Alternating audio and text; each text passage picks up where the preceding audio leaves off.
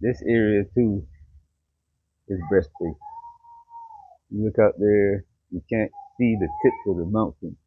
You can't see the peak. You can't see the mountain peak. You can see this dark out, outline of the mountain.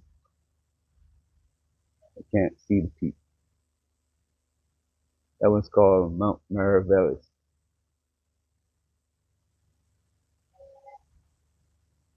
It's a volcano. Well, this way is doing tours along the pole. So that mountain also over there, it's a volcano. Hasn't erupted a long time ago. It's there.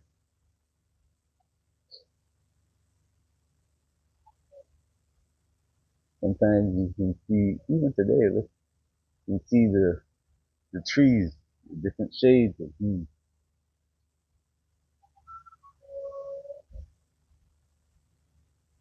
That view too is breathtaking. But if you don't look at it, if you don't kind of study it almost, you miss all these things. Why I started out the video like that this morning? Well, majority of the world live in areas like this. The mountains on one side, the ocean on the other, and they live in the valley that's created between the mountain and the ocean. Nobody thinks about what can happen when what we call nature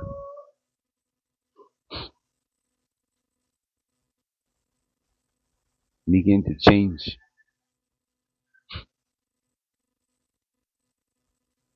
You go from spring to summer, from fall to winter. The different, the difference can be devastating. Spring, you have rain, growth. Summer, in some places, it's dry, no rain. In other places, the hurricane, and the hurricanes bring change.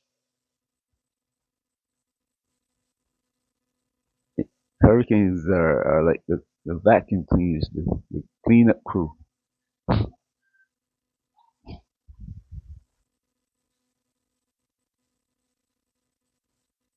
Mm, the same thing happens with great nations.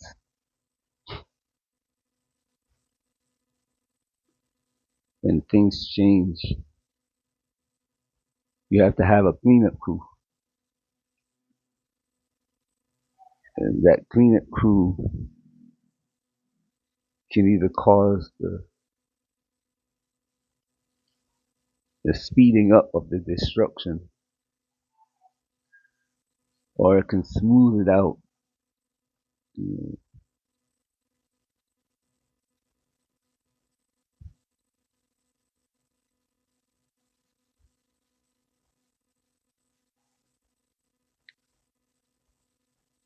Those people who they call Gen Z in America, having never experienced this kind of economic before, have a different view of how things work and how to fix them than the people who are running the system. My generation came after World War II. The generation I was born in, let's say, not my generation, or born after World War II,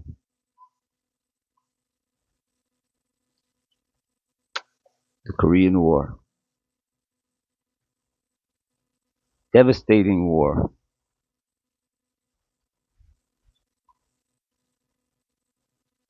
that changed from one world rulership to another, to the next. And it's always the one that is in line. You have nations like today you see America and Russia and China and India. In Europe, the leaders of the world at the time were the British, and they took over from the Dutch.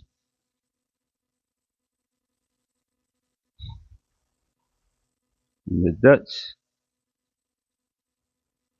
really, it wasn't the country itself that ruled, it's the corporations and the Dutch corporations they had their own private army now.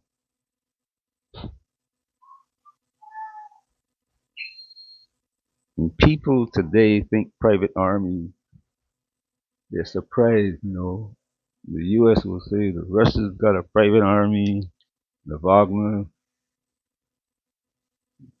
and everybody else keeps silent about the US private army. And there's several of them.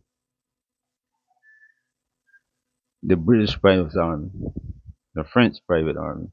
We know about the French for a long time. The French really don't have an army per se, but they use that private army. Give them all the weapons they need. The beginning of the say 1900s, the British were taking over from the Dutch, or had taken over, and they were in control. Just like you see the mountains on one side and the ocean on the other side, the controls were monetary and military, mountain and ocean. The first to go was the military.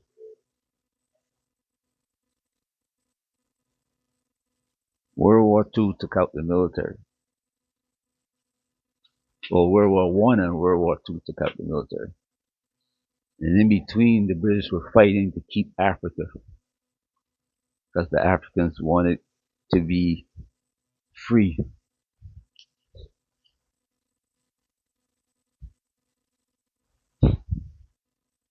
Then along came the US, took out the British monetary system and installed the dollar. And the world was content to go along with the US for a number of years.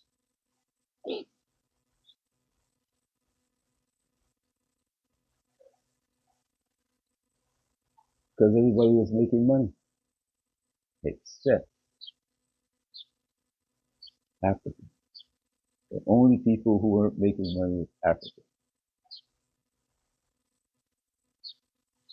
The African leaders were getting wealthy, but the African people were dying in mass. Starvation, malnutrition, poor health, environment is killing Africans. It's still is.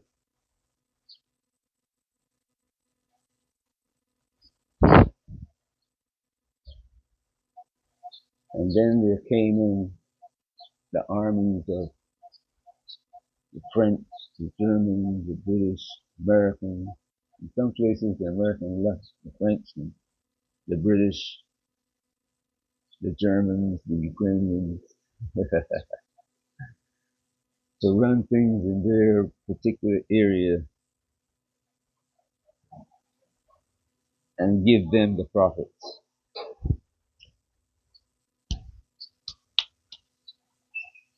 But in 1975, we witnessed something funny.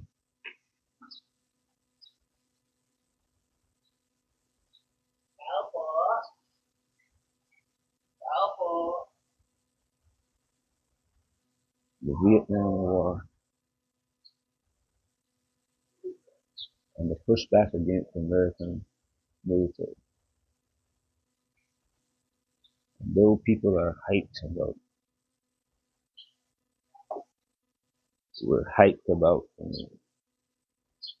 Afghanistan, Iraq, all of that, all of those wars, the U.S. actually spent trillions of dollars that they borrowed,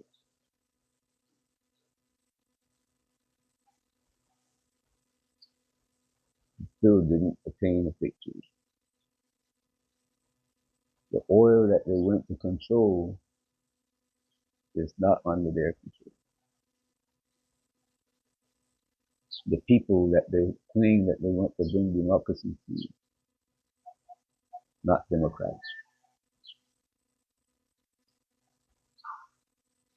The military of the U.S. is pretty much eviscerated. Yes, there's always the threat of the atomic bomb.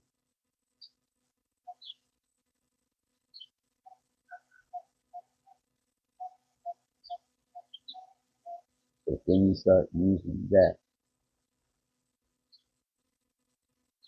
there's no I will survive.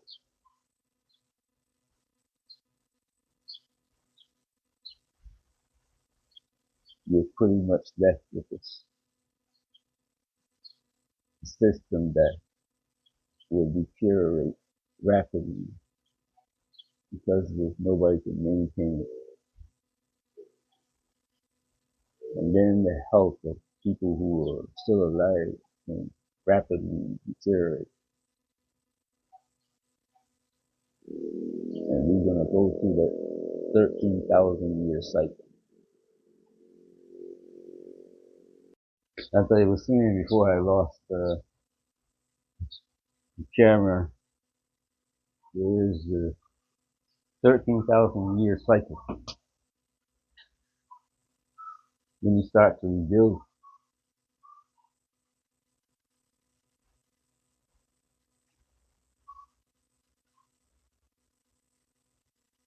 and when you reach this stage,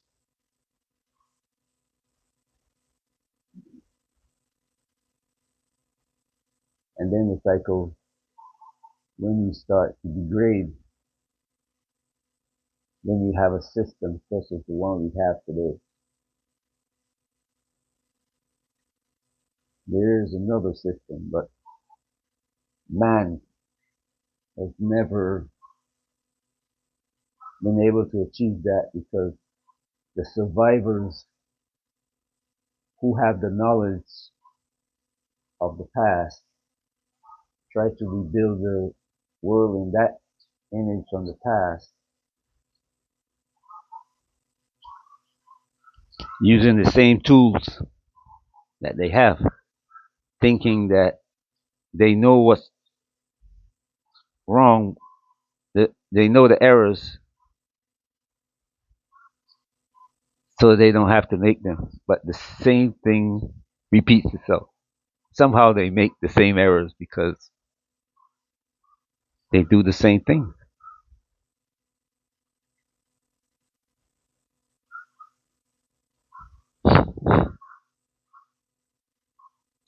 When you teach science as a religion, it creates havoc in the mind. What we call the mind, the brain, because the brain is not geared, created for belief, it's created for reasoning. It's like a computer. You can't teach a computer belief.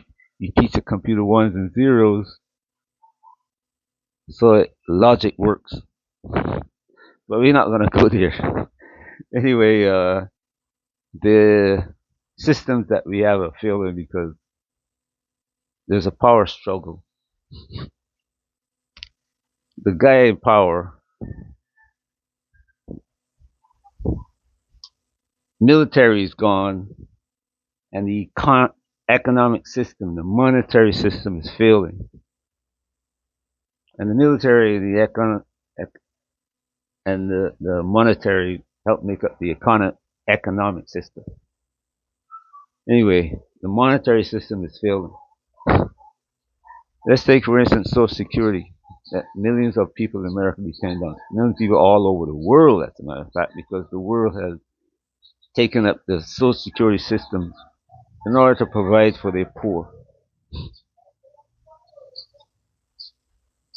And what's happening in America is that America is stripping the Social Security system from the rest of the other countries. The money that they would have spent to maintain the health of their elderly and so forth.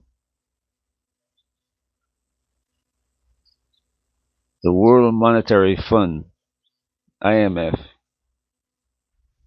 comes in, loans you money, then tells you you can't educate, you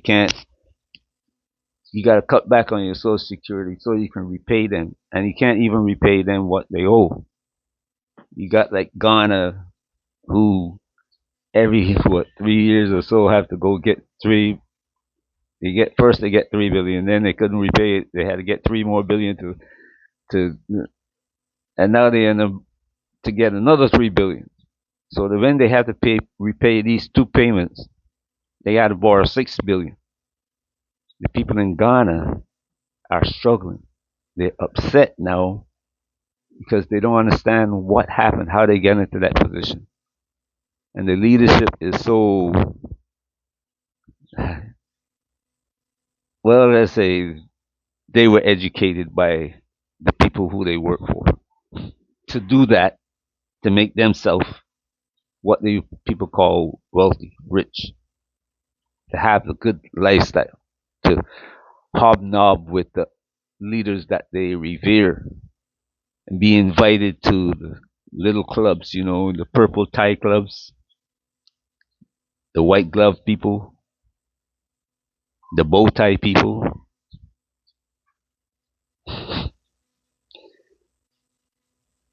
The same thing is coming to America now because the rest of the world is stripped. So now money has to be printed. Like Social Security in America, they have taken everything out of it. There's no money in Social Security today. Every month when the checks have to be mailed out to people, the government have to borrow that money. It used to be in the bank before, but now the government has to borrow it. They collect, companies collect Social Security money from your check, and they add another 6%, 6.5%, I think, to it, and hand it over to the government. But that is not enough to pay because from the time Social Security came into existence, it had a surplus and it grew every year.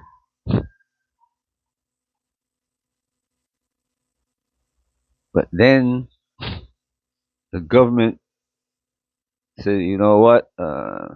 Let's put the Social Security under our administration, and we take the money out, and every month we just give it back. But now they're making it appear as though Social Security is a government handout.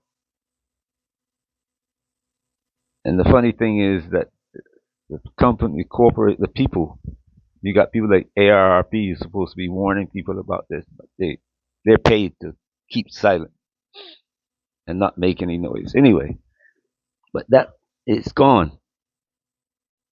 The only thing that being funded without borrowing now, I would say, it's not really the only thing, but the military, the $1.5 to $2 trillion that they use every year, they might give you a figure of less than a trillion, but there are a lot of, this congressman has this unchecked fund that he can spend there, and the president has this one, and vice president has this one. There are lots of people in the government that control these independent funds that they get money that doesn't show up in certain places.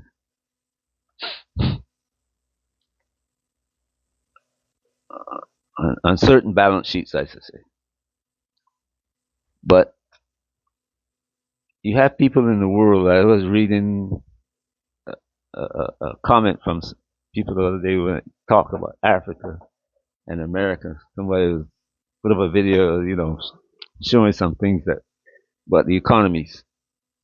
And there's this African, well, several of them, who says our economy is not backed by gold, even though we got this much gold. But the American economy, the American dollar is backed by gold, while our money is not backed by gold. So I asked one, are you sure? He's out. Yeah, quite sure. The U.S. dollar hasn't been backed by gold since 1971. And even before that, the U.S. bank actually went bankrupt. They lost all their gold, started going into debt. When you see that the U.S. has a negative balance, which is more, they spend more than they collect in taxes, you're bankrupt for a country that's bankrupt.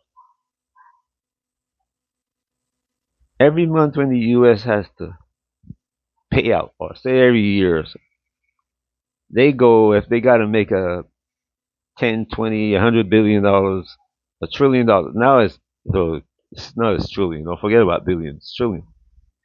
When they have to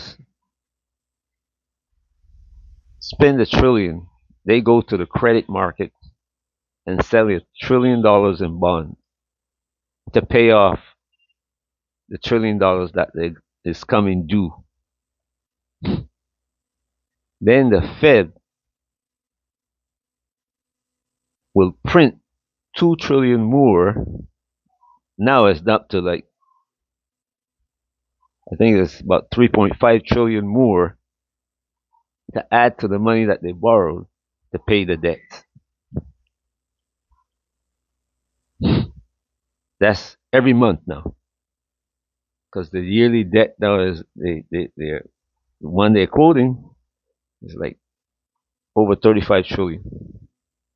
So every month, you figure you got this monthly payment, like you got your mortgage. Guess what? If you had to borrow money every month to pay your mortgage, you're bankrupt.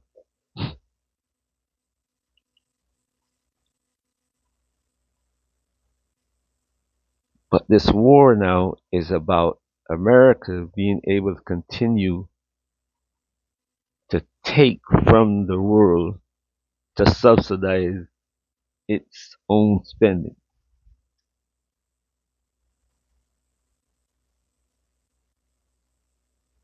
Keep in mind now that the military that is, money is being spent on is all over the planet enforcing the rules that America set. Well, not only America, but the EU too. They're in on it. That takes the money, the resources out of other countries and bring them into America and the EU and Japan, South Korea, to keep the war machine going.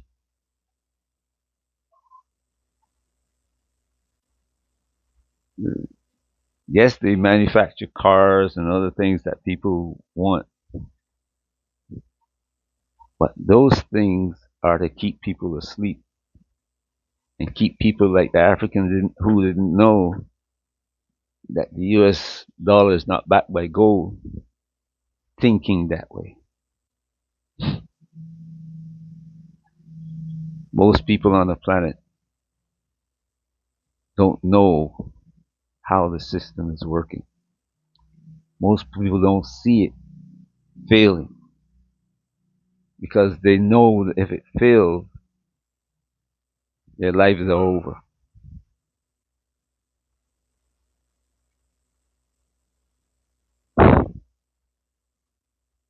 There's a fear in the planet today about what's happening. And people are jumping ship from America and Europe because they finally begin to see that Life is getting harder there. Diasporans are headed to Africa and anywhere else in the world that they can live comfortably,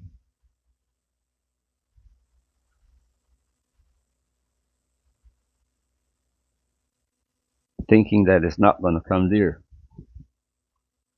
But like I told you in the video before, diversify. Diversify. Because if you see what happened to the British when their system failed, and it's not long ago, my generation, the generation I was born in, are seeing the British fail, and they are seeing the American system fail. That doesn't happen very often in the history of the planet, to see two systems fail. And some of us may see a third system fail. One of these days you'll see why I said that.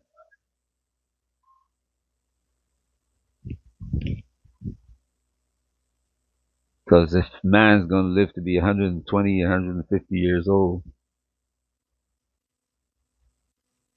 the lifespan of these systems is only about 49 maximum. From the time they reach the pinnacle to the time they're back to square one.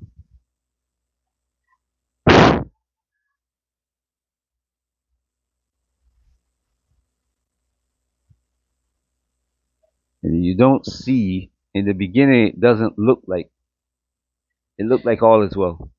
Then Reagan came into office and was singing, "Happy days are here again, the sky is blue again." No,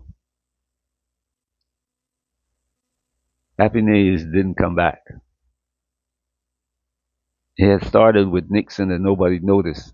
Nixon went to China in order to move all the factories out of America so they can make things cheaper and get China. There's more politics behind that, because if they got China on their side, they can stay in power longer if they fight against, if China and then join against the Soviet Union. And it did happen for a short while. Now guess what? Soviet Union is gone. Russia has risen back up militarily and it's coming along financially, economically, monetarily. But guess what's happened to the EU and the US? Diversify. Prepare for the things that are coming. Peace. Have a great day wherever you are.